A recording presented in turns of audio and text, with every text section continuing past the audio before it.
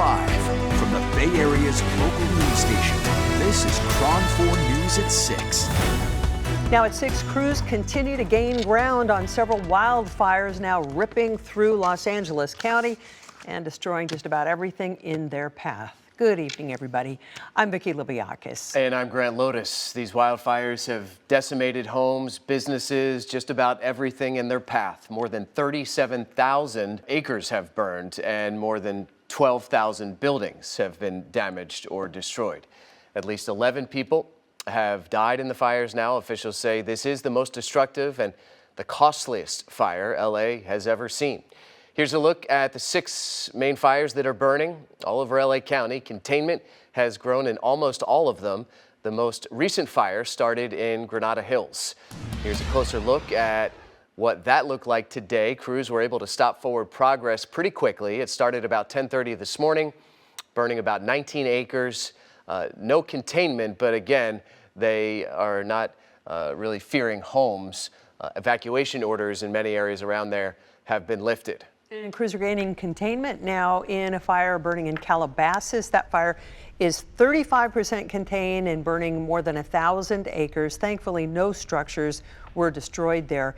Temporary evacuation orders are still in place, and we are learning that the man who was detained by citizens near the wildfire yesterday is not accused of starting the fire, not officially. Police say after looking at more evidence, they determined that there wasn't enough probable cause to arrest the person for arson. Meanwhile, crews continue to battle Los Angeles County's biggest fires, but again, fortunately, they're gaining some kind of ground here, not the upper hand, but they're making progress. The fire in Pacific Palisades is now 8% contained after burning more than 20,000 acres. CAL FIRE says 5 people have died in the Eaton fire. More than 5,300 structures, homes, cars, buildings have been destroyed. Officials say it's the most destructive fire in the history of Los Angeles. The fire. And the wildfire now burning in Altadena near Pasadena. That's 3% contained, burning more than 13,000 acres. At least 6 people have been killed. More than 7,000 structures have been destroyed.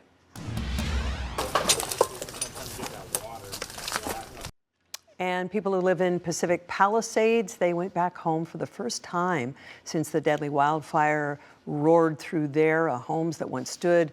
Now just a pile of debris. And some people tried combing through the piles of rubble to look for keepsakes or personal belongings, while others, there just wasn't anything left.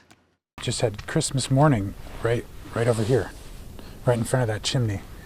And this is what's left. And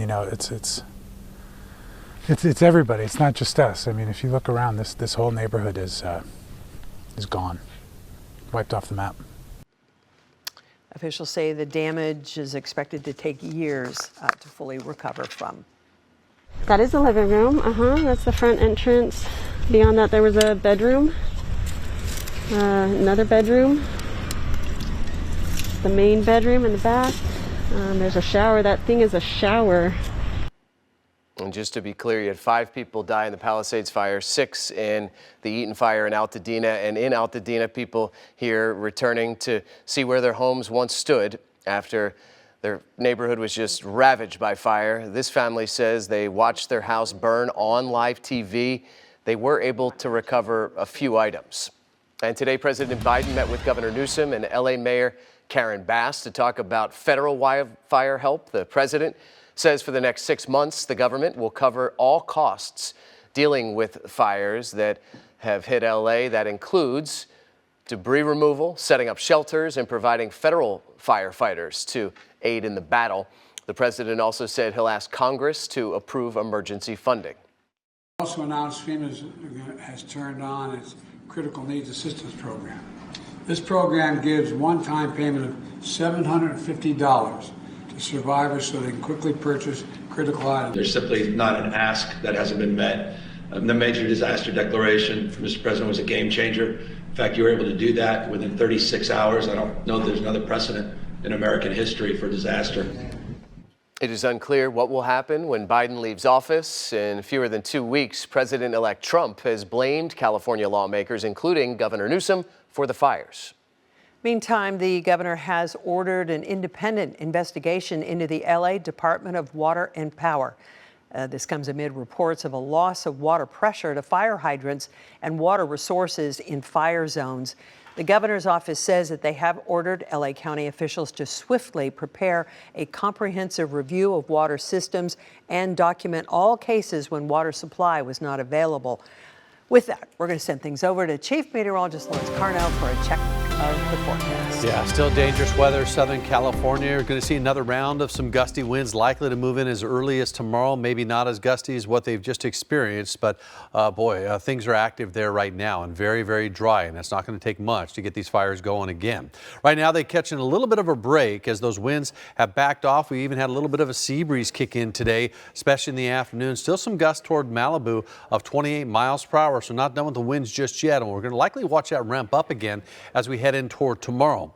Right now, the humidity, though, has come way up. Into Santa Monica, you're at 55%. You see Van Nuys, though, only 14%. And you get to many of the inland locations, and you're still in the teens. And that is concerning. Things are very dry as you get away from the immediate water's edge. But things should begin to improve a little bit overnight tonight. By tomorrow, again, though, the winds start to ramp up again. You see the temperatures in the 50s and the 60s. That onshore wind continuing right now. But, yeah, we've got some high wind expected to kick in again. So we've got fire weather watches that have been posted there. Parts of the south, they were under red flag warning until 6 o'clock this evening. That has backed off, but still the threat of some more gusty winds to come. Of course, we're going to be tracking that all night long right here on KRON 4.